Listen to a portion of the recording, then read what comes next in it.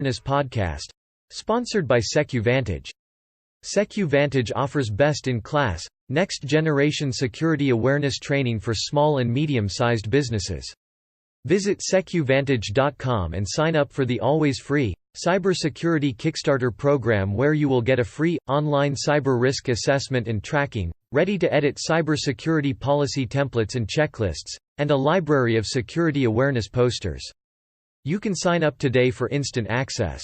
Visit SecuVantage.com to get started. SecuVantage – because hackers target humans, not computers. Headline: 110 nursing homes cut off from health records in ransomware attack. A ransomware outbreak has besieged a Wisconsin-based IT company that provides cloud data hosting, security and access management to more than 100 nursing homes across the United States. The ongoing attack is preventing these care centers from accessing crucial patient medical records, and the IT company's owner says she fears this incident could soon lead not only to the closure of her business, but also to the untimely demise of some patients. Milwaukee, Wisconsin-based Virtual Care Provider Inc. VCPI provides IT consulting, internet access, data storage and security services to some 110 nursing homes and acute care facilities in 45 states. All told, VCPI is responsible for maintaining approximately 80,000 computers and servers that assist those facilities. At around 1:30 a.m. Central Time on November 17, unknown attackers launched a ransomware strain known as Ryuk inside VCPI's networks, encrypting all data the company hosts for its clients and demanding a whopping $14 million ransom in exchange for a digital key needed to unlock access to the files. Ryuk has made a name for itself targeting businesses that supply services to other companies, particularly cloud data firms, with the ransom demand set according to the victim's perceived ability to pay.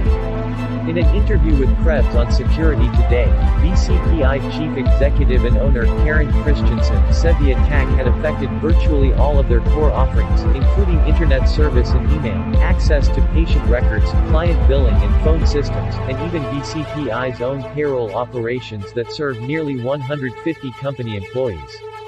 Christensen said restoring customer access to this functionality is the company's top priority right now. "We have employees asking when we're going to make payroll," Christensen said. "But right now all we're dealing with is getting electronic medical records back up and life-threatening situations handled first." Christensen said her firm cannot afford to pay the ransom amount being demanded, roughly $14 million worth of Bitcoin, and said some clients will soon be in danger of having to shut their doors if VCPI can't recover from the attack. "We've got some facilities where the nurses can't get the drugs updated and the order put in so the drugs can arrive on time," she said. In another case, "We have this one small assisted living place that is just a single unit that connects to billing. And if they don't get their billing into Medicaid by December 5th, they close their doors. Seniors that don't have family to go to are then done. We have a lot of clients right now who are like, just give me my data, but we can't." The ongoing incident at VCPI is just the latest in a string of ransomware attacks against healthcare organizations, which typically operate on razor-thin profit margins and have comparatively little funds to invest in maintaining and securing their IT systems.